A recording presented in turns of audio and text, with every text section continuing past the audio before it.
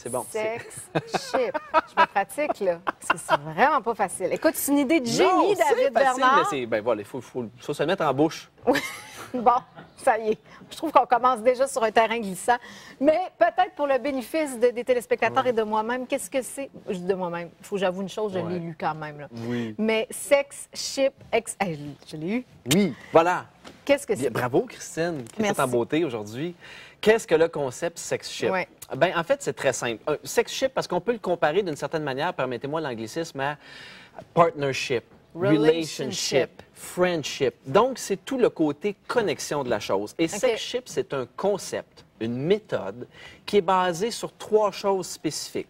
En ordre de priorité, la conscience, l'amour et le sexe. Donc, comment se mettre dans un état de conscience où est-ce que tu connais tes propres besoins, ce qui est important pour toi, et que tu reconnais les besoins et la nature de ton partenaire. Ensuite de ça, évidemment, quand tu connectes ça ensemble, comment le faire émulsifier pour être dans l'amour, parce que il n'y a rien de plus important que la connexion et l'amour. Sur la planète, je veux dire, la qualité de ta vie, c'est directement relié à la connexion que tu as, puis à la qualité de tes connexions. Puis finalement, parce que quand tu dis les vraies choses et que tu es dans l'amour, ce qui va supporter, qui va faire en sorte que ça va prendre, que le gâteau va lever, bien, c'est une relation sexuelle épanouie, une vie sexuelle épanouie.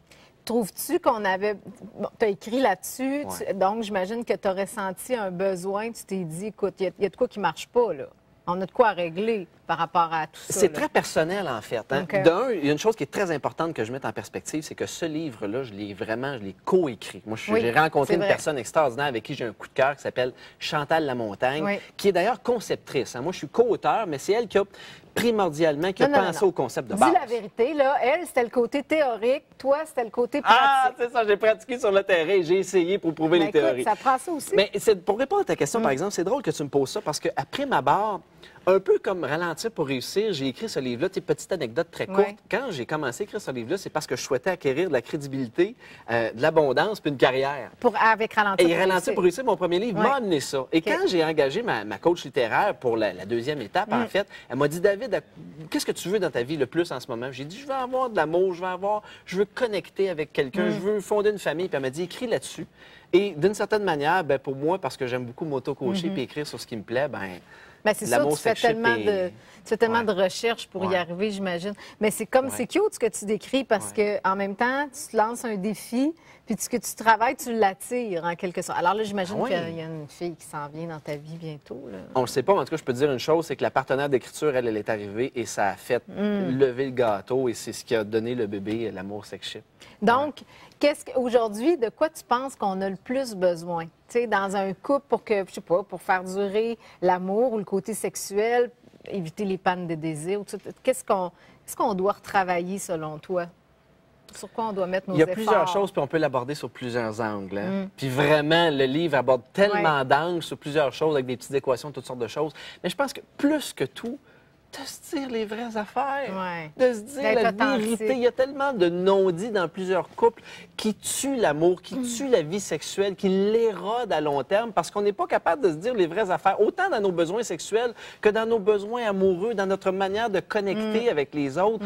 Souvent, il y a des choses qu'on met de côté pour X raisons, puis ça, ce que ça fait, c'est qu'avec le temps, ça érode le désir et l'amour, puis ça amène les pannes. Bien, je pense que ça grossit à un moment donné. Toute chose qu'on ne règle pas, ça vient que ça prend des proportions démesurées. Puis sais-tu ce que tu me fais penser en me disant ça? C'est combien de fois on entend un ami ou quelqu'un de la famille qui vient nous confier quelque chose par rapport à son couple. Tout ce qu'on a envie de dire, c'est « Y a-tu dit à ta blonde ou à ton chum ce que tu es en train de me dire là? » Exactement. Et qu'est-ce qu'il répond? Non. Non. Bon. Alors, les choses qu'il faut se dire, des choses, des trucs, des analogies, parce qu'il y en a plein, le livre sex c'est juste ça. Hey, je suis rendue excellente en le dire. Alors, on poursuit dans le concept sex ship après la pause. Tu penses de ça, toi? Bien, d'un, je trouve que c'est empreint de grande profondeur, mais en même temps, je ne veux pas être trop cabotin, mais je me dis, pourquoi seulement à la chambre à coucher? sais, je veux dire, ça peut être sacré partout, là. Ça peut être la cuisine, ça peut être la salle de bain, ça peut être le sous-sol, dans le fond, ça peut être bien des places. Pas nulle part. Non, exactement. Mais je comprends très bien le concept de Sœur Marie-Paul. Et puis oui, absolument, je suis d'accord avec ça. OK, puis c'est une question, c'est sûr que ça parle aussi de respect, je pense. Et pourquoi on a besoin des fois de parler de respect, c'est parce qu'on est différent. Hein? Oui. Et d'apprendre à se connaître, c'est une grosse part, je pense, d'apprendre à se connaître autant l'homme que la femme. Et l'amour sex-ship, elle est en grande partie basée sur la compréhension et le respect des différences fondamentales entre l'homme et la femme. Par exemple, on fait une allusion, une petite métaphore, pour essayer d'aider les hommes et les femmes à mieux se comprendre. On compare les hommes à un micro-ondes et les femmes à un poêle à bois. Tu sais, un gars, là, ça se réchauffe rapidement. Tu sais, lui, là, tu pèses on sur le piton, puis boum, il est prêt, puis il veut partir, puis s'il peut sauter préliminaire, puis aller par là, let's go, on y va, je suis prêt! T'as l'air au courant. La femme, elle... Tu as l'air au courant. Oui, je le suis. Et la femme, elle, non, c'est pas tout à fait comme ça. Ouais. C'est comme un poêle à bois. Tu dois mettre un petit peu de bois, tu dois le réchauffer tranquillement, souffler sur le feu, prendre soin d'elle.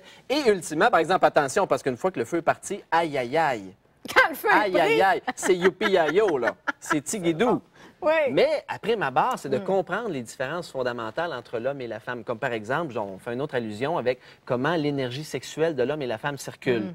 L'homme, ça circule du sexe vers la tête. Et la femme, ça circule de la tête vers le sexe, ce qui est complètement différent. C'est à l'opposé un de l'autre. Oui. Alors, dans le livre, on retrouve plein de trucs pour apprendre, oui, à savoir ce que c'est, mais après ça, comment on le gère, j'imagine. Bien, surtout comment le gérer, oui, et comment faire en sorte qu'à travers la communication, à travers l'amour, tu sois capable d'exprimer les non-dits et surtout comprendre les besoins fondamentaux de l'homme et de la femme, qui sont, il faut le dire, très différents un de l'autre. C'est sûr. Puis de l'établir dès le départ, parce qu'il y a quelque chose que j'ai adoré dans le livre, c'est un truc sur les must. C'est un peu des anglicismes, mais vous allez comprendre ce que ça veut dire. Nos must et nos deal breakers. Absolument. Et ça fait partie du processus, je me permets un autre anglicisme, mais du screening. C'est-à-dire que quand tu es à la recherche du partenaire idéal pour toi, c'est primordial d'apprendre, d'abord et avant tout, de comprendre ce qui est pour toi un must et un deal breaker. Un must étant ce que tu veux absolument avoir dans un couple. Comme, je ne donnerai pas trop d'exemples. Puis des deal breakers, ce que tu ne veux absolument pas. Comme par exemple, si tu te dis, moi, rencontrer un homme qui fume, pour moi, ça fonctionne absolument pas. Donc, si tu en rencontres un puis il fume, tu te dis pas, ouais, mais il est beau, il est fin, il me dit des belles affaires, mais il fume. Ultimement, ça va venir éroder la relation parce que c'est quelque chose que tu ne peux pas accepter dans ta vie. Et si tu apprends ça en partant, tu le comprends, tu t'évites beaucoup de problèmes à moyen et long terme. C'est vrai. Mais là, je vais te demander quelque chose. Es-tu d'accord avec moi que souvent... Ça a l'air sérieux. Oui, c'est très sérieux. J'ai quelque chose à régler. Au début d'une relation, là, tout est beau, tout est extraordinaire. Puis on dirait que là, on a la petite chimie qui embarque, le frisson et toute la patente. Et là, on a beau savoir qu'il y a des choses qu'on veut absolument, puis qu'il y a des choses qu'on veut pas, qui sont des deal breakers. Puis en plus, là, j'ai l'impression qu'on le voit au début, puis on passe par-dessus parce qu'on se dit, ouais, mais tu sais, c'est pas si pire que ça.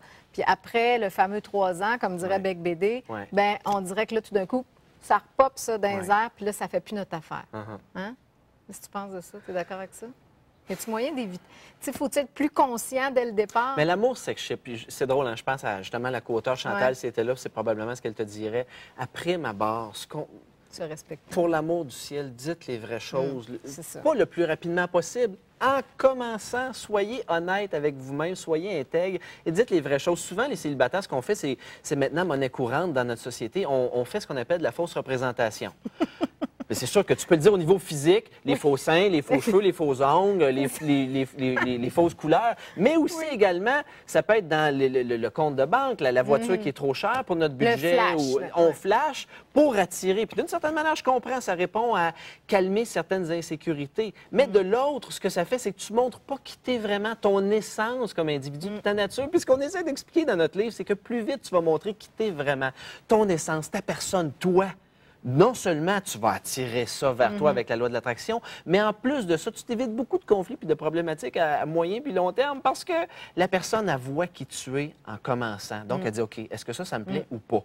Soyez vrai. Dites les vraies affaires. Mais c'est bien moins de pression. En plus, on s'enlève une tonne de pression en faisant ça depuis le début. Puis, et sinon, là-dedans, qu'est-ce que ça s'adresse à un peu tout le monde, même les gens qui, dans le fond, sont en couple depuis longtemps puis qui ont l'impression que ça va bien. L'amour sex-ship, ça peut les amener plus loin. Tu commences à le maîtriser, là. Hein? C'est bon, ça sent bien. Beaucoup d'efforts.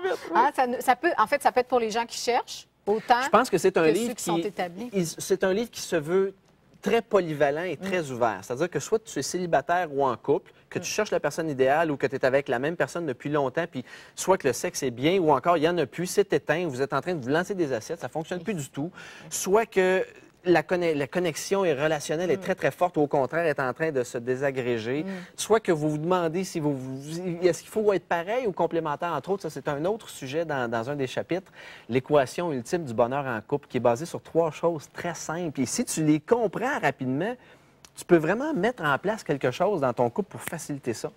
Mais c'est extraordinaire. C'est Non, non, non. C'est un bon teaser. Puis ici, je vais t'en rajouter un autre. Vas-y donc. Moi, là, c'est-tu que je souhaite à nos téléspectateurs? Du sexe fizz. C'est bon, ça, hein? On souhaite ça à tout le monde. On ne dit pas c'est quoi. Mais on ne dit pas c'est quoi. Ah, je vous le souhaite, hein? Parce C'est tellement que bon. On va le découvrir en lisant le livre Sex Ship de David Bernard et Chantal Lamontagne. Merci, David. Écoute, beaucoup de succès parce que je pense que ça peut changer le monde pour le mieux. Peut-être que tu vas repeupler le Québec puis tu le sais même pas encore. Nous autres, on veut que le monde fasse l'amour. Parce que, tu sais, quand tu fais l'amour, tu es plus aimant. Tu aimes plus ton patron, tes voisins, tes enfants. Tu aimes plus tout le monde. Tu sais, quand tu viens d'avoir un bon orgasme, tu es heureux dans la vie. Je pense Moi, que je prône le... c'est correct. Je pense que j'ai Voilà. plus rien à rajouter. Tout a été dit. C'est ce qu'on vous souhaite.